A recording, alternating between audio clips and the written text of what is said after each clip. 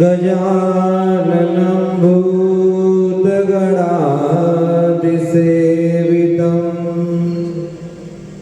कपित्तजम्बूफलचारुभक्षणम् उमासुतं सुकविनाशकारणं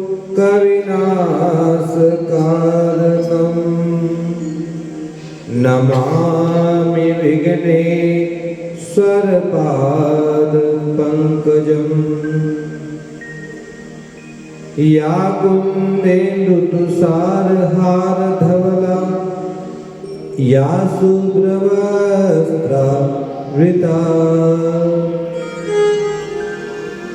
या वीणावरदण्डमण्डितकरा या श्वेतपद्मासना या ब्रह्माच्युतशङ्करप्रभृति देवी सदा वन्दिता सा मा पातु सरस्वती भगवती निःशेषजाड्यापहा।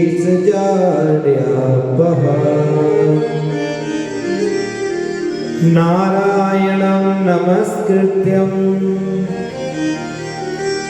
नरं चैव नरोत्तमं देवीं सरस्वतीं व्यासं ततो जयमुदीरयेत्।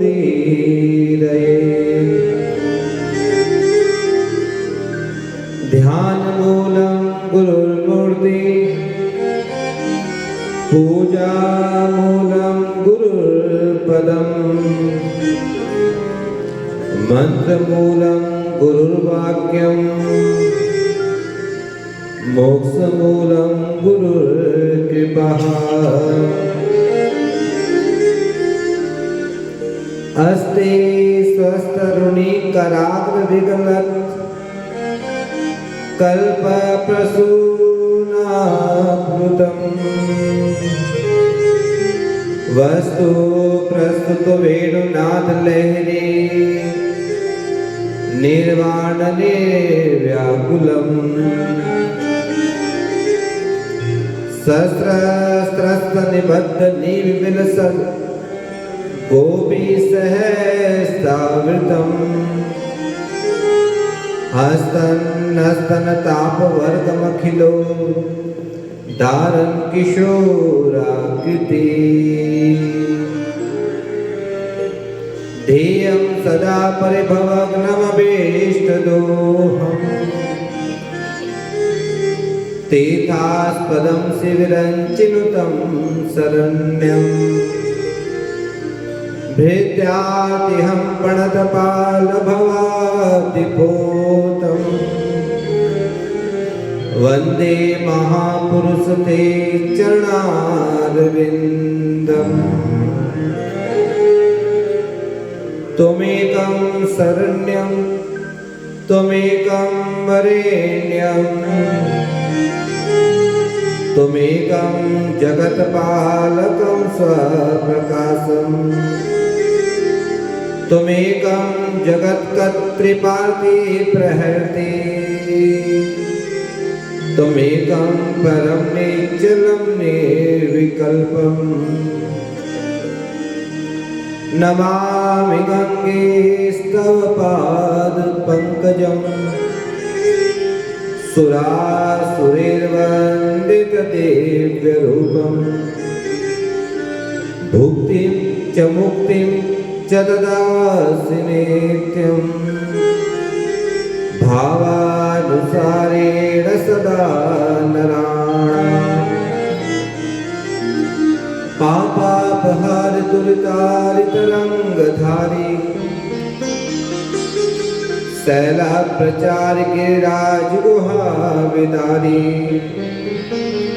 झंकार कार्य हरिपाद रजोपहारी गंगा पुनात सततम शुभ कार्यवारी असित गिरि समम स्यात् कज्जलं सिंधु पात्रे सुरदरवर शाखा लेखनी पत्र मुर्वी लिखित यदि गृहीत्वा शारदा सर्वकालं तद्गुणानामीश पारं नयाति। जय जय श्री राधा रमण जय जय नवल किशोर जय गोपी चित चोर प्रभु जय जय माखन चोर। या देवी सर्वभूतेषु मातृरूपेण संस्थिता नमस्तस्यै नमस्तस्यै नमस्तस्यै नमो नमः। ओम नमो गंगाय विश्वरूपिणे नारायणे नमो नमः। परम मंगलमय दयामय करुणामय आनंदमय कल कल छल छल निनाद करती पुण्यधारा श्री गंगा की पावन कथा श्री गंगा कथा। आप और हम इस पावन कथा में गोते लगाकर अपने को पुनीत कर रहे हैं। श्री गंगा जी का महात्म्य गंगा जी की महत्ता तीनों लोकों में विख्यात जन जन तक यह कथा वार्ता के माध्यम से गंगा जी का महत्व पता चले उसके लिए दिव्य कथा आप और हम आज श्रवण कर रहे हैं। श्री गंगा कथा का चरित्र आज कथा का तृतीय दिवस। आइए आप और हम गंगा जी की इस पावन कथा में गोते लगाकर अपने को पुनीत करें, श्री गंगा जी का स्मरण करें, ध्यान करें और इस पावन कथा में फिर प्रवेश करें। बोले गंगा मैया की जय।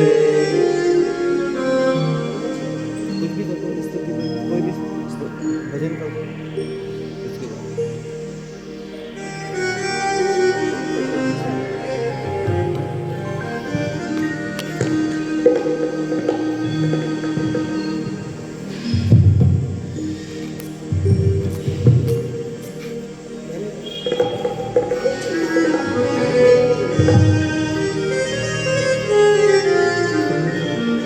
कुछ पाने की खातिर तेरे दर पाने की खातिर तेरे दर हम भी झोली फैलाए हुए हैं।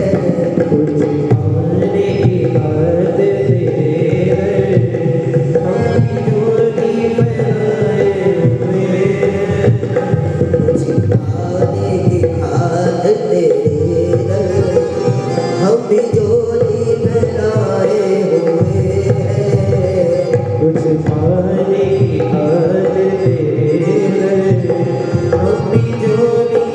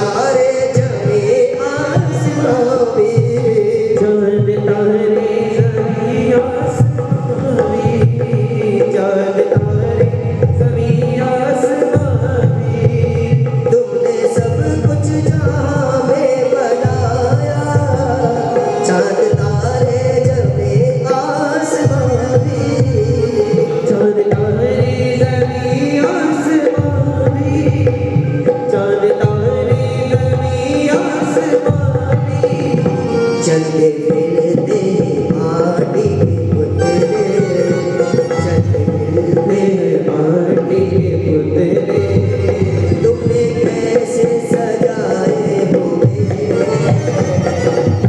फिरते माटी के पुतले, तुमने कैसे सजाए हुए, मुझे पाने के बाद तेरे दर ओ हम भी झूली बनाए हुए, मुझे पाने के बाद तेरे दर गंगा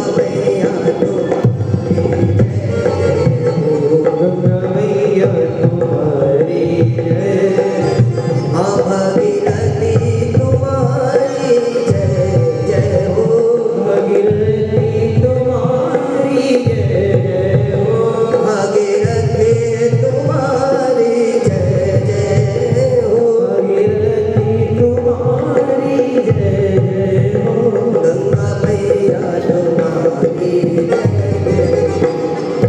मैया तुम्हारी जय जय हो, गंगा मैया तुम्हारी जय जय हो, मैया तुम्हारी जय जय हो, मैया की जय, बोले गंगा मैया की जय। मनुस्तु सतरूपाया तीसरा कन्या चगिरे,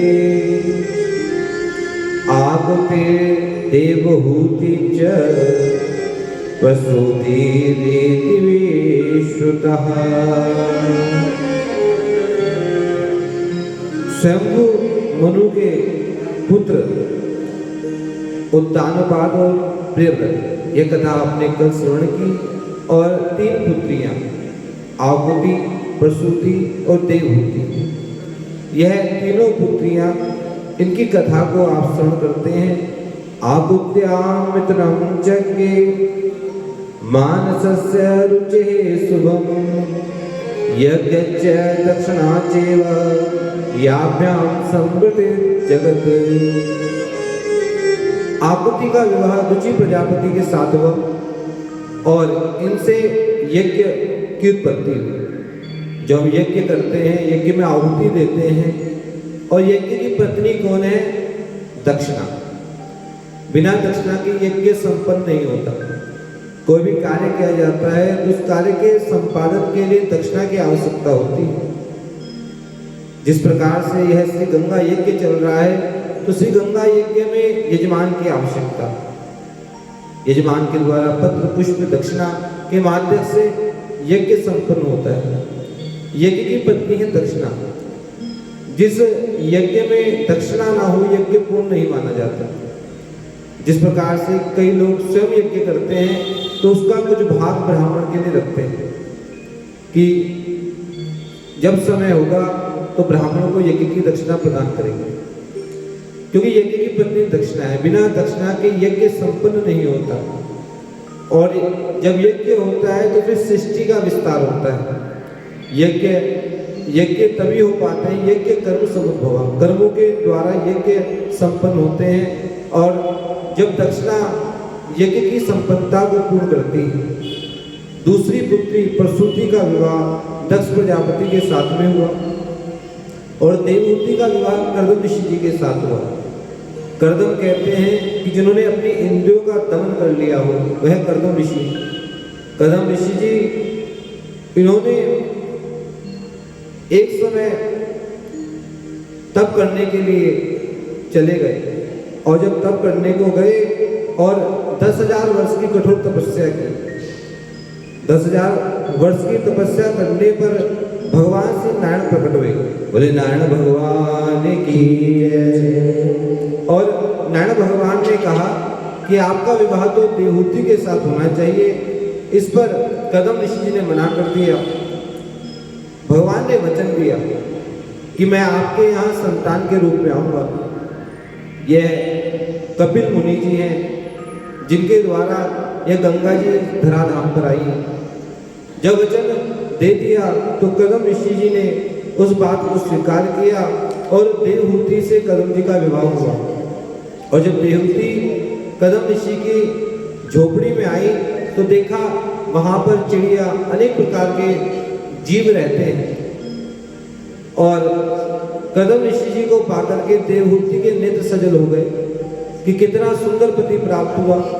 आज का समय होता तो फिर पता है कि कोर्ट किसने खुले, छोड़ करके चली जाती, लेकिन नहीं कि मुझे इतने अच्छे पति प्राप्त हुए, इतने बड़े संत मुझे प्राप्त हुए, ऐसा विचार देवहूति के मन में आया।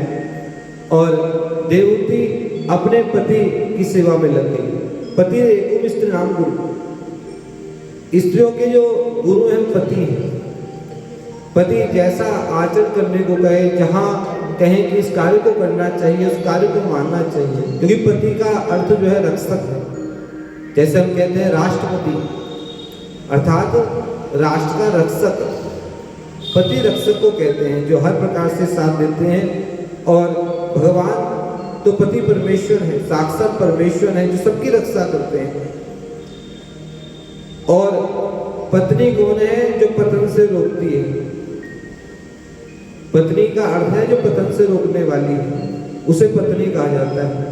और धर्म और आगे लग जाता है तो धर्म पत्नी हो जाती है, कि जो धर्म का आचरण करवाए, धर्म के मार्ग पर ले जाए, सच्ची राह दिखाए, वह धर्म पत्नी है। देवहूति धन्य धन्य हो गई कि मुझे इतने बड़े ऋषि प्राप्त हुए, पति रूप में प्राप्त हुए, और गृहस्थ धर्म में वह जीवन यापन करने लगी। एक समय कदम ऋषि जी ध्यान मग्न हुए और ऐसी समाधि लगी कि 40 वर्ष बाद टूटी। 40 वर्ष बाद जब समाधि टूटी तो नेत्र खोले तो देखा सामने माता देवहूति है। पूछा कि आप कौन हैं? देवहूति जी ने कहा कि मैंने आपको पति रूप में पाया। इस पर कदम ऋषि जी कहने लगे कि तुम्हें तो अपने पति के यहाँ पिता के यहाँ चले जाना चाहिए था, तुम क्यों नहीं गई? माता कहने लगी कि जो पति का घर है वही विवाह होने पर पति का घर ही अपना घर होता है, इसलिए मैं आपकी सेवा में लगी रही। कदम ऋषि जी देवहूति को लेकर के गए और अपने ध्यान से जैसे ही नेत्र बंद करने को कहा, नेत्र खोले तो देखा सामने 9 मंजिल का महल है, दास दासियां हैं, अनेक आभूषण हैं, और पास में सरोवर, उसमें डुबकी लगाई। और कदम ऋषि जी 20 वर्ष के हो गए और माता देवहूति 16 वर्ष की हो गई। और 9 कन्याएं हुई, 9 की 9 कन्याएं, बड़े बड़े ऋषियों से इनका विवाह हुआ। माता अरुंधति, इनका विवाह वशिष्ठ जी से हुआ। श्री गंगा कथा तो माता अरुंधति श्रवण कर रही हैं वशिष्ठ जी के माध्यम से। और 10वीं संतान के रूप में कपिल भगवान आए। बोले कपिल भगवान की जय। और कदम ऋषि जी का यही प्रण था कि मेरे घर भगवान आएंगे, उनका मैं दर्शन करूंगा। और कदम ऋषि जी ने भगवान कपिल जी का दर्शन किया, और दर्शन करने के पश्चात में जैसा संकल्प पहले लिया था, उस संकल्प को पूर्ण मानते हुए वह जो आज्ञा ब्रह्मा जी से पाकर के वह सीधा वन की ओर चले गए। वन की ओर चले गए, वहां ध्यान मग्न हो गए। कहते हैं कि जब व्यक्ति के अंदर हिम्मत होती है तो हिम्मत से निर्धनता दूर होती है, गरीबी दूर होती है, और पूजन करने से पाप दूर होते हैं, और शांत रहने से झगड़ा समाप्त हो जाता है, और प्रसन्न रहने से सभी कार्य सिद्ध हो जाते हैं। एतावत्तेव सुस्सा कार्य पितृपुत्र के बाण नित्यनुमन्येत गौरवेण गुरुर्वचः। इसलिए जो बड़े कहते हैं उसे जो आज्ञा कहकर स्वीकार करना चाहिए। जो कहता है कि माता ने, पिता ने, गुरुजनों ने जो आज्ञा दी उसे जो आज्ञा कहकर स्वीकार करना चाहिए। और कदम ऋषि जी वन की ओर गए और वन में जाकर के भगवत चिंतन किया। माता देवहूति और कपिल का संवाद है। कपिल देवहूति संवाद के नाम से श्रीमद् भागवत में आप श्रवण करते हैं। बड़ा सुंदर संवाद है, क्योंकि जो मनुष्य है, मनुष्य के लिए क्या धर्म है, क्या करना चाहिए, और उसका कल्याण कहाँ पर है। मनुष्य का कल्याण केवल और केवल अध्यात्म में है। अंतर्मुखी प्रवेश जो मनुष्य करता है तो उसका कल्याण उसी में है। और यह जो शरीर है, यह शरीर में अगर आनंद होता तो ये जो शरीर जब रोगग्रस्त हो जाता है तो हमें क्यों इतनी तकलीफ होती है? यह वही शरीर है, जब इस शरीर से आत्मा रूपी परमात्मा चले जाते हैं तो जीर्ण शीर्ण हो जाता है, और जब एक गिर जाता है निराधार पेड़ की भांति तो इसमें दुर्गंध भी आने लगती है। शरीर की तीन ही अवस्थाएं हैं। जब परमात्मा चैतन्य परमात्मा जो शरीर को छोड़ करके चले जाते हैं, जिसे आत्मा कहते हैं, तो इस शरीर निराधार पेड़ की भांति गिर पड़ता है, इसमें दुर्गंध आने लगती है, अस्पर्श हो जाता है, कोई इसका स्पर्श नहीं करना चाहता, चाहे कितना ही सुंदर शरीर हो, लेकिन सभी उस शरीर की निंदा करने लगते हैं। और जब चिता में भस्म हो जाता है तो इस प्रकार से तीन ही अवस्था शरीर की है, चौथी कोई अवस्था नहीं है। इसलिए आत्मा से परमात्मा को जानना ही मनुष्य का परम कर्तव्य है। और आत्मा को कैसे जाना जाए? उसे मन के द्वारा, क्योंकि मन ही है जो बंधन में डालता है और मन ही है जो बंधन से मुक्त करता है। द्विपक्षे बंध मोक्षाय न ममेति ममेति च ममेति बद्धते जंतु न ममेति प्रमुच्यते। जब व्यक्ति कहते हैं नमम मेरा नहीं, इस भावना को रखने से वह बंधन से मुक्त हो जाता है। इसलिए हम जो भी पूजा करते हैं, चाहे हम लाखों की सामग्री भगवान को अर्पित कर दें, लेकिन ब्राह्मणों के द्वारा यही कहा जाता है नमम। कोई भी पूजा करते हैं एक आचमनी लेकर के कहते हैं नमम मेरा नहीं है, ये आप ही ने मुझे दिया और मैंने आपको ही समर्पित किया। चाहे हम कितने ही भोग पदार्थ जो वस्तु अर्पित करते हैं नमम की भावना से करते हैं। यदि कहते हैं कि मेरा है, ऐसा करने से व्यक्ति बंधन में बनता है। जैसे कि कोई वस्तु दान दे दी, उसके पश्चात आपका कोई उस पर कोई अधिकार नहीं रहता, वह तो जिसे दी है उसका अधिकार है। इस प्रकार से जो वस्तु आपने दे दी फिर उस पर आपका कोई अधिकार नहीं रहता है। यदि व्यक्ति कहे कि मैंने दी है, बार बार मम भावना को रखे, ऐसा कहने से तो व्यक्ति बंधन में बनता है। और नमम मेरा नहीं, इस भावना को रखने से बंधन मुक्त होता है। मन ही मन को जानता, मन की मन से प्रीत, मन ही मन मान करे, मन ही मन का मीत। मन झूमे मन बावरा, मन की अद्भुत रीत, मन के हारे हार है और मन के जीते जीत। इसलिए ज्ञान मार्ग और भक्ति मार्ग दो मार्ग हैं। ज्ञान मार्ग जो कि सांख्य शास्त्र के द्वारा जो चैतन्य शक्ति को मानता है कि एक शक्ति संसार को चला रही है, वह ज्ञान मार्ग है। ज्ञान मार्ग से उस चैतन्य शक्ति के द्वारा ये संसार चालित होता है, पालित होता है। ये सारा संसार उस चैतन्य परमात्मा के द्वारा चलता है। वो चैतन्य ऊर्जा इस संसार को चलाती है। और दूसरा है भक्ति मार्ग। भक्ति मार्ग में मुझे कुछ नहीं पता, मुझे तो केवल भक्ति करनी है। इस भावना को रखने से व्यक्ति को परमात्मा की प्राप्ति होती है। कोई ज्ञान मार्ग से, कोई भक्ति मार्ग से उस परमात्मा को जानने का प्रयास करते हैं, वह परमात्मा केवल और केवल भक्ति से या ज्ञान से प्राप्त होता है। कलयुग में तो भक्ति मार्ग श्रेष्ठ मार्ग है। भगवान श्री कृष्ण कहते हैं अनन्या चिंतयन्तो मां ये जना परपासते तेषां नित्याभियुक्तानां योगक्षेमं वहाम्यहम्। जो अनन्य भाव से, न अन्य अनन्य, कोई और नहीं, केवल आप ही हो। इस भावना को रखने से कि मेरी आजीविका आप ही चलाते हो, मेरा घर आप चलाते हो, मेरा व्यापार आप चलाते हो, मुझे आप चलाते हो, इस भावना को जो रखता है तो भगवान इस कार्य के लिए वह संकल्पित हो जाते हैं। यहाँ तेरे कार्य को मैं ही चलाऊंगा, क्योंकि भगवान श्री कृष्ण स्वयं कहते हैं कि मैं ही उसके कार्य को चलाता हूँ, उसकी आजीविका मैं ही चलाता हूँ। चाहे वो कृष्ण हो, चाहे श्री राम हो, श्री गंगा जी हो, जिनसे इस भावना को रख करके कि आप ही मेरी आजीविका को चलाते हैं, आप ही मेरे कार्य को चलाते हैं, तो वे भगवान स्वयं उस कार्य को चलाते हैं। जो अपने मन को, चित्त को परमात्मा के चरणों में अर्पित कर देते हैं, जिनका मन भगवान के चरणों में अर्पित रहता है, भगवान उनको समुद्र पार ले जाते हैं, अर्थात भवसागर से पार ले जाते हैं।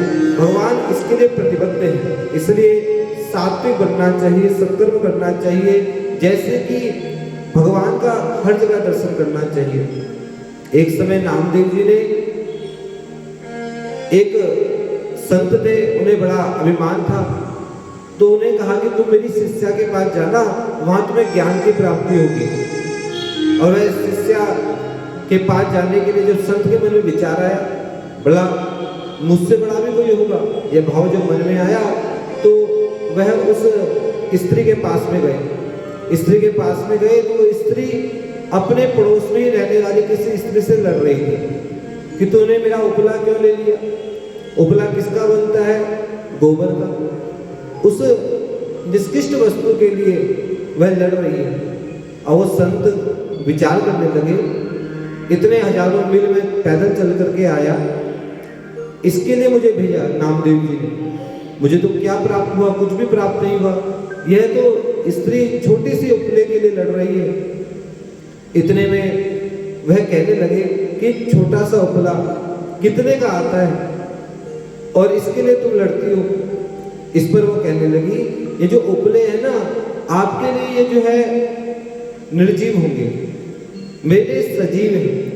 ये सारे उपले भगवत चिंतन करते हैं, भजन करते हैं, बोलते हैं। जब इस बात को कहा, बड़ा आश्चर्य हुआ संत को। अच्छा, उपले भी कभी बोला करते हैं? उपलों में कोई आवाज होती है? तो उन्होंने कहा होती है। तो एक सूखा सा उपला लिया और उपले को लेकर के संत के कान में लगाया। जैसे ही संत के कान में लगाया कि वह जो उपला था उसमें भगवान का भजन हो रहा है, विठ्ठल विठ्ठल विठ्ठला पांडुरंग विठ्ठला। अब इस भाव को देख करके संत के नेत्र सजल हो गए कि वास्तव में कितनी भक्ति है कि जो उपला, जो निर्जीव है, निष्कृष्ट वस्तु है, उसमें भी भगवान का भजन हो रहा है। तो कहने लगे कि कैसे हुआ? तो कहने लगी, जब मैं उपलों को अपने हाथों से बनाती थी तो मैं भगवान का भजन करती थी। वह सारा भजन इन उपलों में है। यह सभी जो है निर्जीव ना होकर के सजीव हो गई। उनको बड़ा ज्ञान प्राप्त हुआ, उस स्त्री के चरणों में गिर गए कि हाँ, नामदेव जी ने मुझे अच्छा ज्ञान प्रदान किया। इसलिए जो परमात्मा का वास तो हर जगह है, कहाँ नहीं है। सिया राम मय सब जग जानी, करहु प्रणाम जोरि जुग पानी। सिया राम मय सब जग जानी, करहु प्रणाम जोरि जुग पानी। मंगल भवन अमंगल हारी, भवन अमंगल हारी। द्रवहु सुदशरथ अजिर बिहारी। द्रवहु सुदशरथ अजिर बिहारी। बोले भक्तवत्सल भगवान की।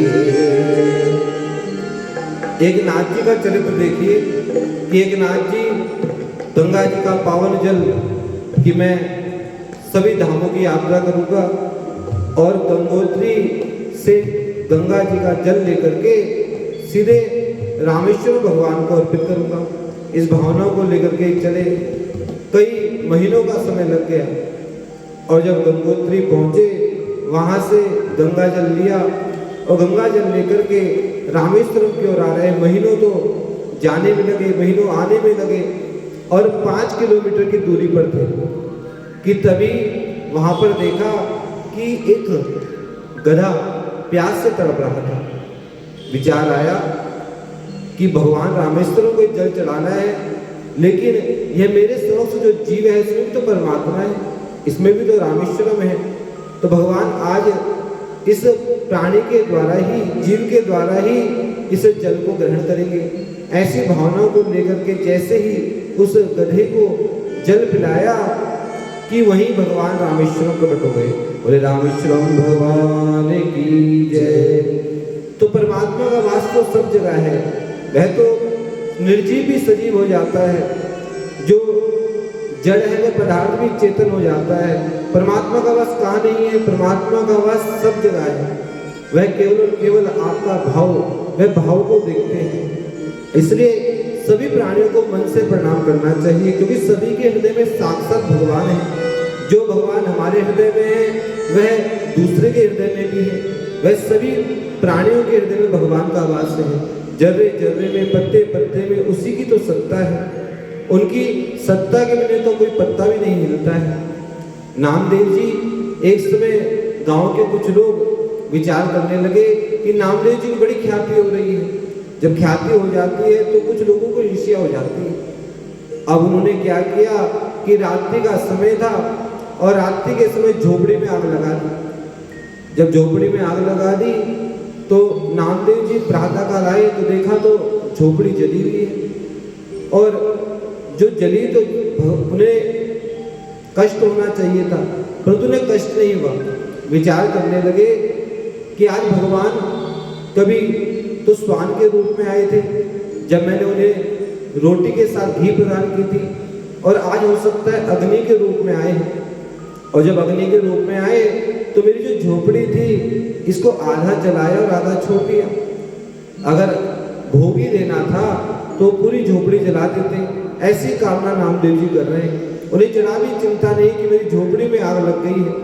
सब गांव वाले खुश थे कि अब देखते हैं नामदेव को कैसे ख्याति प्राप्त होती है। और भगवान तो सबके हैं। रात्रि का समय भगवान प्रकट हुए और ऐसी रात ही रात में सुंदर झोपड़ी बनाई, और जो छान होती है छत को कहते हैं, ऐसी छत बनाई कि वो छत जो है दुनिया में कोई भी कारीगर नहीं बना सकता। जो भगवान बनाते हैं भला कोई और बना सकता है क्या? इतनी सुंदर छान बनाई कि सबको बड़ा आश्चर्य हुआ। सभी गांव वाले आए, देखने लगे कि ऐसी छान कहाँ से बनवाई, कौन सा कारीगर था कि रात ही रात में इतनी सुंदर छान को बना दिया।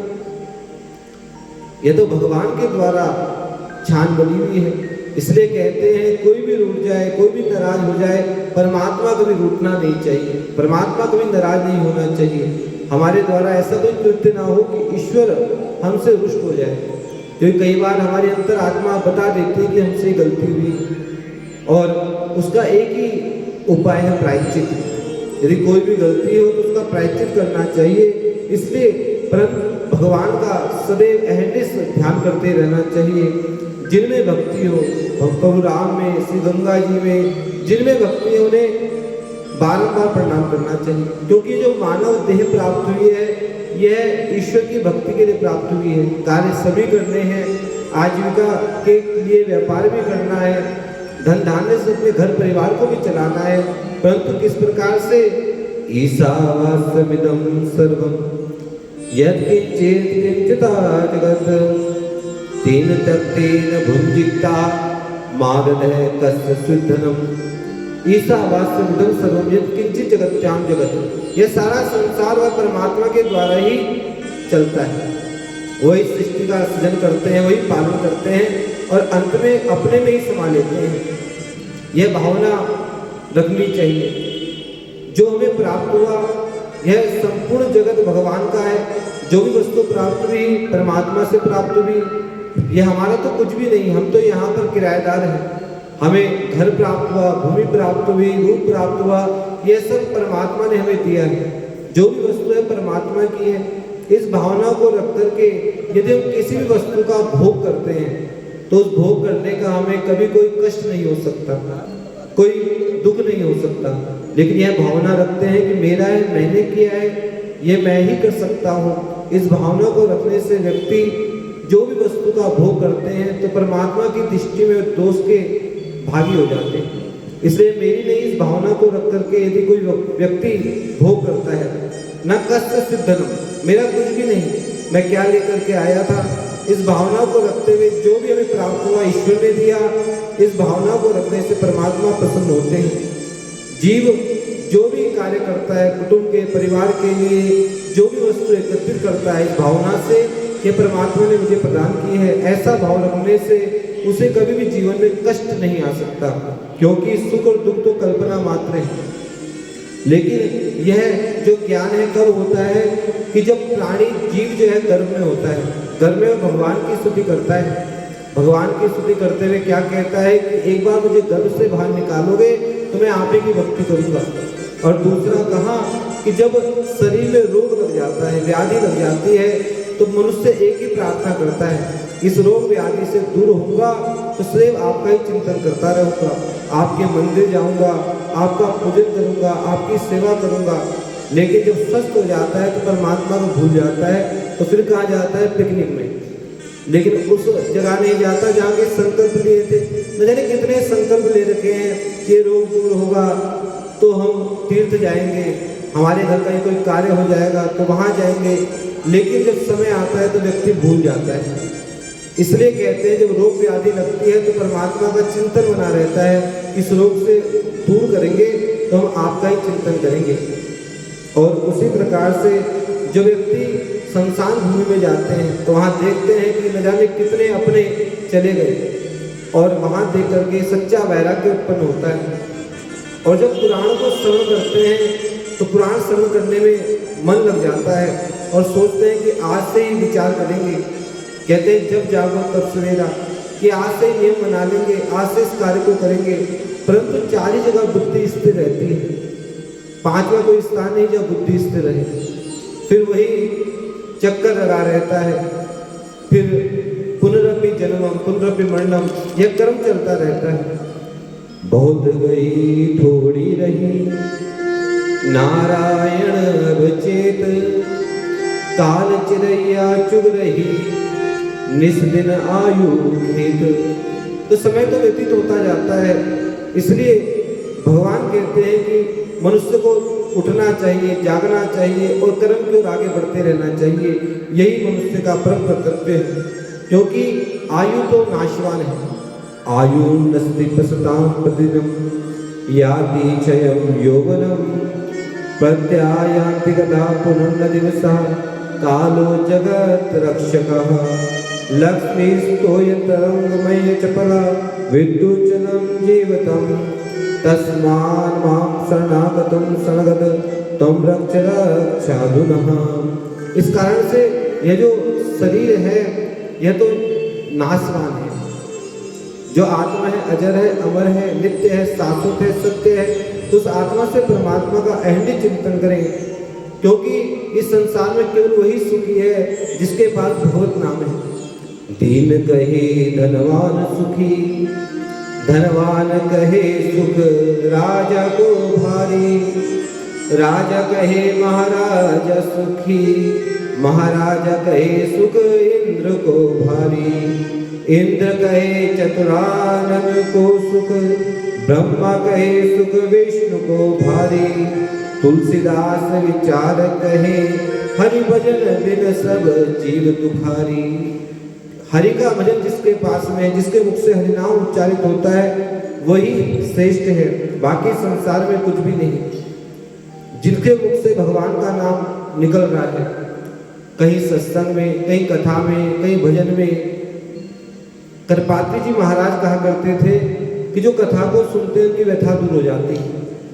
कथा सुनने से बड़ा लाभ होता है। जो जहाँ पर कथा हो रही हो वहाँ पर कथा स्थल पर पहुँचने पर ही मनुष्य का कल्याण हो जाता है, क्योंकि कथा जीवन की व्यथा को दूर कर देती है।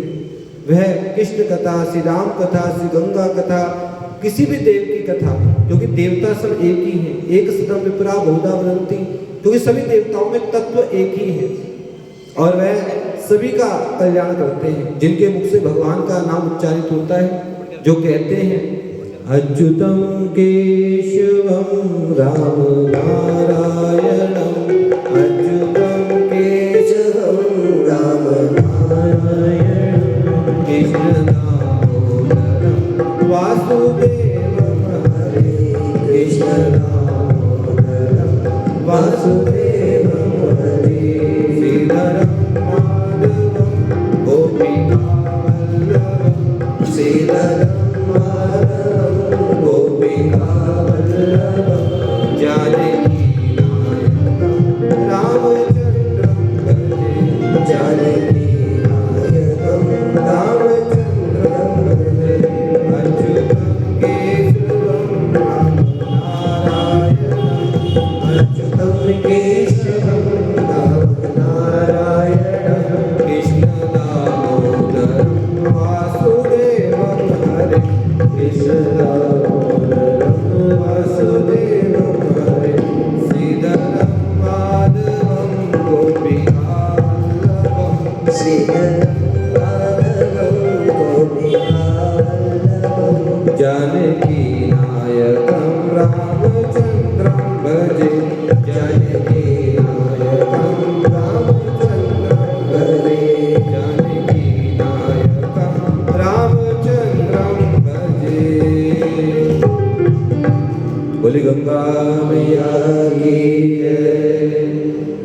कपिल जी ने ऐसा उपदेश देवहूति जी माता को दिया और माता सिद्धदा नाम की नदी हो गई, सरस्वती किनारे गई और सिद्धदा नाम की नदी हो गई।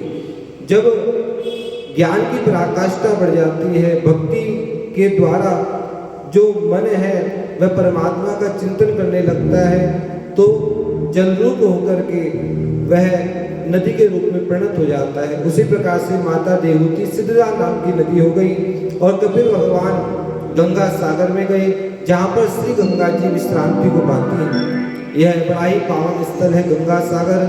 गोमुख से गंगा सागर तक गंगा जी यात्रा करती हैं और अनेक तीर्थ, अनेक स्थान जो है गंगा जी के पावन तट पर आते हैं। प्रत्येक तीर्थ गंगा जी की शरण में है। 3.5 करोड़ तीर्थ गंगा जी में वास करते हैं। भगवान शिव कहते हैं कि पार्वती, श्री गंगा जी का इतिहास इतना पावन है कि जो मन को प्रसन्न करता है, क्योंकि श्री गंगा जी का इतिहास प्रभु राम जी से जुड़ा है। माता कहने लगती हैं कि हे मेरे देव, हे मेरे आराध्य, हे मेरे परमेश्वर, आप मुझे गंगा जी का इतिहास श्रवण कराइए। भगवान शिव कहते हैं कि गंगा जी मेरी शक्ति है और गंगा जी को इसलिए मैंने मस्तक पर धारण किया है। चाहते तो कहीं और धारण करते नख से, मस्तक पर इसलिए धारण किया है कि गंगा जी वह धारा है कि जो 11 द्वीप हैं, उन द्वीपों के ऊपर जो धारा है, ब्रह्मद्रव की धारा, अमृत धारा, वही जो जल धारा है वह मेरे मस्तक पर विराजमान है। भगवान शिव कहते हैं कि पार्वती श्री गंगा जी का जो स्मरण करते हैं, गीता गंगा जगायत्री गोविंदेति हृदय स्थिते चतुर्गकार संयुक्ते पुनर्जन्म न विद्यते। जिनके मुख से गंगा जी, गीता जी, गोविंद, ये जो गकार युक्त हैं, गा से गंगा, गा से गीता, गा से गोविंद, गा से गायत्री, जिनके मुख से उच्चारित होती है, उनके अनेक पाप नष्ट हो जाते हैं। इतनी शक्ति है गंगा जी के नाम में। फिर हरिद्वार का कंकल क्षेत्र, यहाँ की कथा को श्रवण कराया। राजा दक्ष यहाँ पर हुए। दक्ष की जो पत्नी है वह प्रसूति है। प्रसूति से विवाह होने पर 16 कन्याएं हुई और 16 कन्याओं में 13 कन्याओं को धर्म को दे दिया। जब धर्म का विवाह श्रद्धा से, मैत्री से, दया से, ह्रीम से, तितिक्षा से हुआ, ये 13 कन्याएं कौन है कि जो किसी भी धर्म में आगे होती है। कोई अगर धर्म करना है तो यदि दया होगी तो ही धर्म होगा, यदि तुष्टि होगी तो ही धर्म होगा, तुष्टि की वृद्धि होगी तो ही धर्म में वृद्धि होगी, क्रिया करने से धर्म में वृद्धि होगी और उन्नति तभी होगी जब धर्म के ओर प्रेरित होंगे। धर्म के ओर प्रेरित होने पर बुद्धि बढ़ेगी, मेधा बढ़ेगा और अनेक प्रकार के सुख प्राप्त होंगे। और 13 कन्याओं का विवाह धर्म के साथ हुआ और एक कन्या का विवाह पितरों के साथ हुआ, पितृगणों के साथ में हुआ, और एक कन्या का विवाह अग्निदेव के साथ हुआ, और जो 16वीं कन्या है उनका विवाह भगवान शिव के साथ हुआ। दक्ष ने प्रिय कन्या सती का विवाह भगवान शिव के साथ तो कर दिया, परंतु दक्ष के मन में जो अभिमान है वह अभिमान से सदैव चूर रहता है। एक समय एक सभा में सभी देवता विराजमान थे, ब्रह्मा आदि देवता सभी विराजमान थे, और ब्रह्मा जी ने दक्ष प्रजापति को सभी प्रजापतियों के ऊपर बना दिया, उसको सर्वोच्च सत्ता प्रदान कर दी। और दक्ष तो अभिमान में चूर हो गया। अभिमान में चूर होकर के एक समय एक सभा में जब पहुंचा तो वहाँ सभी देवता विराजमान थे। सभी देवताओं ने दक्ष को प्रणाम किया, और जैसे भगवान शिव के पास में आए तो भगवान शिव तो ध्यानावस्थित रहते हैं, भगवान शिव समाधिस्थ रहते हैं। और जैसे ही भगवान शिव के पास में जैसे ही राजा दक्ष पहुंचा तो भगवान शिव ने मन से प्रणाम किया। अब मन का प्रणाम कौन जाने, जब तक कोई हाथ ना जोड़े, मुख से ना बोले या पैर ना छुए, तब तक प्रणाम लोग स्वीकार ही नहीं करते। एक प्रणाम मन का भी होता है। जब यदि जाप कर रहे हो, पाठ कर रहे हो, भगवान का गुणानुवाद कर रहे हो तो श्रेष्ठ आ जाए तो अपनी माला को छोड़ना नहीं चाहिए, पहले माला को पूर्ण करके तब प्रणाम करना चाहिए। तो भगवान शिव ने मन से प्रणाम किया, लेकिन राजा दक्ष को वह प्रणाम स्वीकार नहीं हुआ और राजा दक्ष को ऐसा लगा कि मेरे दामाद ने मुझे प्रणाम नहीं किया और क्रोध में आकर के श्राप दे दिया। और श्राप जब दिया तो नंदीश्वर को जो पता चला कि भगवान शिव को दक्ष ने श्राप दिया है, तो नंदीश्वर ने भी दक्ष को श्राप दे दिया और वह सीधा राजा दक्ष क्रोधित होकर के चला गया और भगवान शिव भी कैलाश की ओर आ गए। ब्रह्मा जी ने दक्ष को प्रजापति तो बनाया, परंतु यह नहीं देखा कि इसके अंदर कितना अभिमान है, क्योंकि ऐसा कोई संसार में जन्मा ही नहीं कि जिसे कोई पद मिला उसे अभिमान ना हुआ। किसी को बड़ा पद मिल जाए तो वह अभिमान में चूर हो जाता है, और जब पद चला जाता है तो क्या होता है, जब पद रहता है तो व्यक्ति के अंदर अभिमान आ जाता है। जैसे भगवान शिव सर्प को धारण करते हैं, और वही सर्प अगर घर में निकल जाए तो लोग किसे बुलाते हैं, वन विभाग वालों को बुलाते हैं कि पकड़ करके ले जाओ। एक सर्प वो भी है जो शिव जी के मस्तक पे है तो पूजा जा रहा है, और वही सर्प अगर घर पे निकल जाए तो लोग डंडा लेकर के आते हैं या फिर वन विभाग वालों को बुला लेते हैं। देखो वो सर्प जब शिव जी के मस्तक पे है तो बड़ी शोभा पा रहा है। उसी प्रकार से भगवान ने जो पद दिया, उस पद को पाने पर यदि अभिमान हो जाए तो क्या होता है, व्यक्ति गिर जाता है। पद मिल जाए तो अहंकार हो जाता है, धन मिल जाए तो मद आ जाता है, शक्ति मिल जाए तो वह शक्तिशाली होने पर दूसरों से विवाद करता है, लड़ता है, झगड़ता है। इस संसार में कोई ऐसा हुआ ही नहीं कि जिसे पद आने पर अहंकार न आया हो। राजा दक्ष को जब अहंकार आया तो राजा दक्ष ने एक यज्ञ का आयोजन किया। कहाँ पर? कनखल क्षेत्र में। कनखल का अर्थ है कोन खला, जो कौन सा ऐसा खल है, दुष्ट है, जो वहां पर उसकी मुक्ति ना हुई, इसलिए कोन खला, इसलिए कनखल कहते हैं। कनखल का बड़ा इतिहास है, आगे कथा में आप श्रवण करेंगे।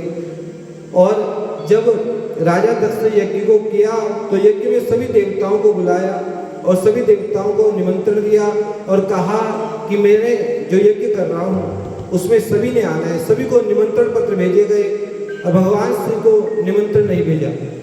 और शिव कहते हैं कल्याण को, जहाँ पर शिव नहीं होंगे तो वहाँ यज्ञ कभी पूर्ण नहीं होता। शिव का अर्थ ही कल्याण है। अगर हम सभी देवताओं को भज रहे हैं और शिव को नहीं भजते तो क्या कल्याण हो सकता है? कल्याण हो ही नहीं सकता। इसलिए राजा दक्ष ने सभी को देवताओं को बुलाया, परंतु अपने दामाद भगवान शंकर जी को कोई निमंत्रण नहीं भेजा। और यह भी कह दिया देवताओं से कि अपने विमान में जब आओगे तो कैलाश के ऊपर से होकर आना। यदि किसी से बैर हो जाए तो व्यक्ति सभी कार्य करने को तैयार हो जाता है। किसी प्रकार से जो बैरी है, बैर जिससे है, वह उसे मैं दंड दे सकूं। इस भावना को रखते हुए सभी देवता विमानों पर विराजमान होकर कैलाश के ऊपर से जा रहे थे। माता सती ने देखा कि सभी अपने अपने विमानों में देवता जा रहे हैं, तो नारद जी से पूछा तो नारद जी ने कहा कि यहाँ कनकल क्षेत्र में बड़ा भारी यज्ञ है, सभी देवताओं को निमंत्रण है, आपको भी निमंत्रण होगा।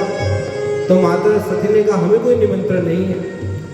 तो माता सती भगवान शिव से कहने लगी कि हमें भी वहाँ जाना चाहिए। भगवान शिव कहते हैं कि बिना निमंत्रण के नहीं जाना चाहिए। भले ही तुम उनकी पुत्री हो, लेकिन जब कोई विशेष आयोजन हो तो बिना निमंत्रण के नहीं जाया जाता। यही तो जब विवाह होता है तो कहते हैं, जब 4 वाक्य कहे जाते हैं, उद्याने मध्यपाने च पितृगेहे गमनेन च आज्ञा भंगो न कर्तव्यम वरवाक्य चतुष्टकम। वर के द्वारा यह कहा जाता है कि उद्याने, उद्यान कहते हैं बगीचे को, जंगल को, वन को, ऐसे स्थान में मत जाना जहाँ पर हिंसक जीव रहते हो। दूसरा मद्यपाने, जहाँ मदिरा आदि का पान हो रहा हो, कोई गलत व्यवहार जहाँ पर होता हो वहाँ न जाना चाहिए। और पितृगेह गमनेन च, कि पिता के घर भी जाना तो बिना आज्ञा से नहीं जाना चाहिए। अब आजकल तो मोबाइल की व्यवस्था है, पता चला पतिदेव घर पहुंचे तो पत्नी जो है सीधा अपने मायके। कहते पिता के घर भी जाना है तो बिना आज्ञा के नहीं जाना चाहिए। क्योंकि स्त्री का सम्मान पुरुष के साथ जुड़ा होता है। पति से आज्ञा लेकर जाना चाहिए, क्योंकि पति व्यवस्था के द्वारा अच्छी व्यवस्था करके वहाँ भेजते हैं। कहा कि उनका सम्मान, पति का सम्मान पत्नी के साथ में जुड़ा होता है, इसलिए बिना उनकी आज्ञा के नहीं जाना चाहिए। आज्ञा भंगो न कर्तव्यम, कभी आज्ञा को भंग नहीं करना चाहिए। इस प्रकार भगवान शिव जी ने कहा कि सती माता, सती को कहा कि हे देवी, हमें निमंत्रण नहीं, हमें नहीं जाना चाहिए। विशेष कोई आयोजन हो रहा हो, उस यज्ञ में सभी को निमंत्रण हो और हमें ना हो, तो बिना निमंत्रण के नहीं जाना चाहिए। लेकिन माता सती नहीं मानी, क्योंकि 3 हट बड़ी खतरनाक है। एक है बाल हट, दूसरी है राज हट, और तीसरी आप जानती हैं। अब ऐसी हट कर ली कि जो है मुझे जाना है। अब भगवान शिव ने बहुत प्रयास किया, और एक कथा आती है कि जब माता को यह भाव मन में आ गया तो वह सीता के रूप में प्रभु राम जी के समक्ष जब आ गई थी, तो कहते हैं कि तभी भगवान शिव ने यह निर्णय ले लिया था कि अब सती मेरे साथ नहीं रह सकती, सती को तब करना होगा, तब वह मेरे योग्य होगी। यह भाव तो पहले ही हो गया था। और सती माता ने जब जिद कर ली कि मुझे जाना है, तो भगवान शिव ने नंदीश्वर आदि सभी गणों को भेज दिया कि इनके साथ में जाओ। और दक्ष तो बड़ा रुष्ट था। दक्ष ने कह रखा था कि कोई सभी का सम्मान होगा, लेकिन यदि मेरी पुत्री दामाद आएंगे तो कोई उन्हें ना तो नमस्कार करेगा, ना प्रणाम करेगा, किसी प्रकार का उन्हें कोई सम्मान नहीं करेगा। घर में भी सबको कह रखा था, पुत्रियों को, पत्नी को, कि कोई उनका सम्मान नहीं करेगा। भगवान शिव, यह जो हरिद्वार तीर्थ है, ये जो माया देवी है, माता सती का नाम ही माया है। बोले माया देवी की जय। यह जो स्थान है हरिद्वार, यहाँ से कई कथाएं प्रस्फुटित होती हैं। कथाओं का जो बीज है वो हरिद्वार से उत्पन्न होता है। तो भगवान शिव ने माता सती को रोकने का प्रयास किया। भगवान शिव 10 महेश्वर के रूप में उत्पन्न हो गए। यह 10 महेश्वर जो त्र्यंबकेश्वर हैं, राजेश हैं, इस प्रकार से 10 महेश्वर हैं। जैसे माता सती जब 10 दिशाएं हैं, पूर्व, पश्चिम, उत्तर, दक्षिण, ईशान, आग्नेय, नैऋत्य, वायव्य, आकाश और पृथ्वी, जब माता दिशा में जाने लगी, ईशान दिशा में जाने लगी, तो भगवान शिव ने उन्हें रोकने का प्रयास किया। जब शिव ने रोकने का प्रयास किया तो माता ने अपना रूप इतना रौद्र कर लिया, और माता क्रोध से जो है बिल्कुल काली हो गई। बोले काली मैया की जय। और जब माता ने ऐसा रूप लिया तो शिव जी ने दूसरी दिशा में जब जाने लगी, फिर रोकने का प्रयास किया। माता ने तारा का रूप ले लिया। फिर तीसरी दिशा में जब जाने लगी तो छिन्नमस्ता का रूप ले लिया। छिन्नमस्ता कौन है? जिनके 3 मुख हैं और जो 3 धाराएं जो है निकलती हैं, रक्त की 3 धाराएं निकलती हैं, वह छिन्नमस्ता कहलाती हैं। फिर एक रूप माता भुवनेश्वरी का लिया, एक षोडशी का लिया, और फिर एक बगलामुखी का लिया। एक रूप में तो जैसे भगवान से समक्ष में आए तो माता इतनी क्रोधित थी कि अपने बड़े मुख को खोला तो भगवान शिव को अपने मुख में रख लिया। वह धूमावती कहलाई। इस प्रकार से भगवान शिव माता को रोकने का प्रयास करते हैं। फिर माता प्रसन्न होती है तो वह त्रिपुर सुंदरी हो जाती है। फिर रोकने का प्रयास करते हैं तो वह मातंगी के रूप में आ जाती है। और फिर 10वीं दिशा में जैसे ही भगवान शिव ने रोकने का प्रयास किया तो माता कमला के रूप में आई। इस प्रकार से 10 महाविद्याओं का प्रादुर्भाव हुआ। यह समय आने पर ही 10 महाविद्याएं जगत का कल्याण करेंगी, 10 दिशाओं से रक्षा करेंगी। 10 महेश्वर हुए, 10 यक्षणियाँ हुई, 10 दिशाओं के देवता हुए। इस प्रकार से भगवान शिव ने जो भी क्रियाएं हुई हैं, कर्म हुए हैं, ये जगत कल्याण के लिए हुए हैं। इस प्रकार से भगवान शिव ने पूर्ण प्रयास किया। यह लीला मात्र था, क्योंकि शिव और शक्ति इनके द्वारा ही संसार चलता है। भगवान शिव लीला को करते हैं और माँ शक्ति उनका सहयोग करती है। और भगवान शिव समय की प्रतीक्षा कर रहे थे कि ये जो 10 महाविद्याएं हैं इनका प्रादुर्भाव अलग अलग स्थानों पर होगा। इस प्रकार से इन 10 महाविद्याओं का अलग अलग स्थानों पर प्रादुर्भाव हुआ है। भगवान शिव के कहने पर जब माता सती नहीं मानी तो माता सती दक्ष के यज्ञ में पहुंची। दक्ष के यज्ञ में पहुंचते ही बहनें जो है हाथ से विनोद करने लगी कि अभी भी जो है तुम्हारे पति भस्म लगाते हैं, वस्त्र पहनते हैं या नहीं पहनते, इस प्रकार के ताने देने लगी। इस प्रकार के तानों को सुनकर के माता का हृदय विदीर्ण हो गया और माँ से मिली तो माँ ने सांत्वना दी, परंतु माँ भी भयभीत थी कहीं ऐसा ना हो कि दक्ष इतना क्रुद्ध हो जाए और भयभीत होकर के वह भी आगे कुछ ना कह पाए। सती ने देखा कि यहाँ पर यज्ञ हो रहा है, इस यज्ञ में सभी का सम्मान हो रहा है, सभी को आसन दिए जा रहे हैं, सम्मान दिया जा रहा है, परंतु शिव भगवान के लिए कोई आसन नहीं। जब यह देखा तो माता को बड़ा क्रोध आया कि जहाँ पर शिव ना हो, जहाँ पर कल्याण की भावना ना हो, जहाँ पर यज्ञ में पवित्र भावना ना हो, भावना प्रधान है, क्योंकि भाव जो है भाव के द्वारा ही देवता उत्पन्न होते हैं। कहा जब भाव ही नहीं है तो यज्ञ कैसे संपन्न होगा। और सभी ने यह दृश्य देखा कि माता सती ने जब चारों ओर देखा तो कोई भी अपना दिखाई नहीं दिया। माता सती ने अंगुष्ठ से योगाग्नि को उत्पन्न किया। योगाग्नि को उत्पन्न करके वह उस यज्ञ के समक्ष योगाग्नि को उपस्थित करके उस योगाग्नि में अपने शरीर को भस्म कर दिया। त्राही त्राही मच गई, चारों ओर यह शोर हो गया कि माता सती ने क्या कर दिया। सभी जो है चिंता करने लगे, अचंभित हो गए। और जब माता सती ने शरीर को छोड़ा तो क्या कामना की थी कि सती मरत हरि सर्वरु मांगा, जन्म जन्म शिव पद अनुरागा, कि जन्म जन्म में मुझे शिव ही पति रूप में प्राप्त हो, ऐसा माता ने मांगा था। अब शिवगण क्रोध में आकर के यज्ञ को विध्वंस करने लगे, सभी को दंडित किया। और जब यह समाचार भगवान शिव को पता चला तो शिव ने अपनी जटा से जैसे ही जटा से बाल को नीचे फेंका कि वीरभद्र भगवान उत्पन्न हुए। बोले वीरभद्र भगवान की जय। और वीरभद्र ने आकर के यज्ञ को विध्वंस कर दिया। दक्ष को बड़ा अभिमान था, कहते हैं ना बकरी जो मैं करती है अपना ही सर कटवाती है, और जब सर कटवा लेती है तो फिर जब वह उसे बजाया जाता है किसमें, जब तुमरो आदि किसी में लगाया जाता है तो फिर क्या कहती है, फिर मैं ही नहीं कहती, फिर कहते तू ही तू, मैं नहीं निकलता। जब मैं था तब हरि नहीं, अब हरि है मैं नाही, सब अंधियारा मिट गया जब देखा जग माही। तो वह फिर मैं नहीं करता, फिर तू ही तू करता है। तो वीरभद्र भगवान ने दक्ष का सर धड़ से अलग कर दिया। जब धड़ अलग कर दिया सभी भारी चिंता करने लगे कि यह जो यज्ञ है यह विध्वंस हो गया।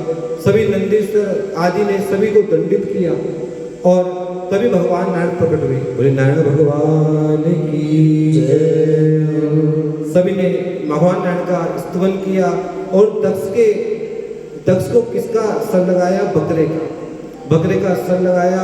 और भगवान विष्णु जी ने अंतिम आहुति को ग्रहण किया। यज्ञ संपूर्ण हो गया और यज्ञ पूर्ण हो जाने पर भगवान शिव माता सती की देह को लेकर के वह सभी दिशाओं में जाने लगे। यह जो भगवान की लीला है, यह जो माया देवी है, माता सती ही माया है। इसे हम मायापुरी कहते हैं, माया नगरी कहते हैं। इसलिए यह जो शक्ति का जो स्थान है वह माया देवी है। इसलिए हरिद्वार की जो अधिष्ठात्री देवी है वह माया देवी है। बोले माया देवी की जय। इसलिए हमें माया देवी का सदैव ध्यान करना चाहिए। कोई मंगल कार्य हो तो माता रानी का अवश्य दर्शन करना चाहिए। माया देवी उनके भैरव हैं, आनंद भैरव। जितनी देवियाँ हैं उनके भैरव हैं और उनका पूजन अवश्य करना चाहिए। और भगवान शिव माता सती की देह को लेकर के चले और 51 शक्तिपीठ बन गए। वह 51 शक्तिपीठ जो सभी की मनोकामना पूर्ण करते हैं। आइए हम भी माता रानी का ध्यान करें। मैया तेरे ही भरोसे मेरा परिवार है, मैया तेरे ही भरोसे मेरा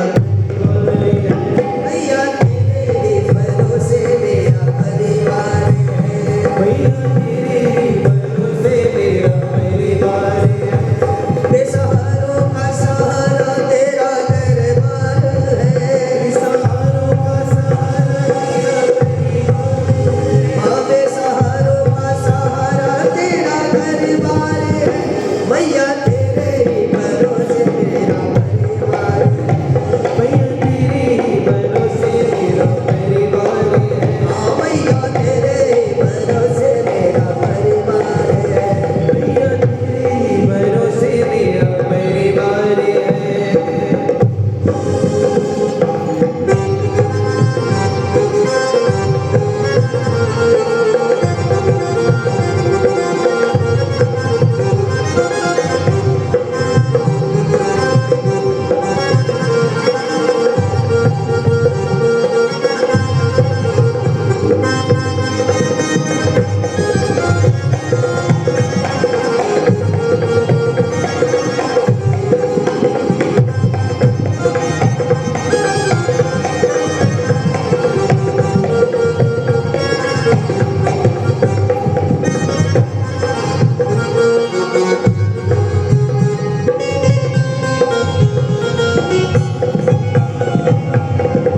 तेरी है शान निराली, जाए ना कोई खाली।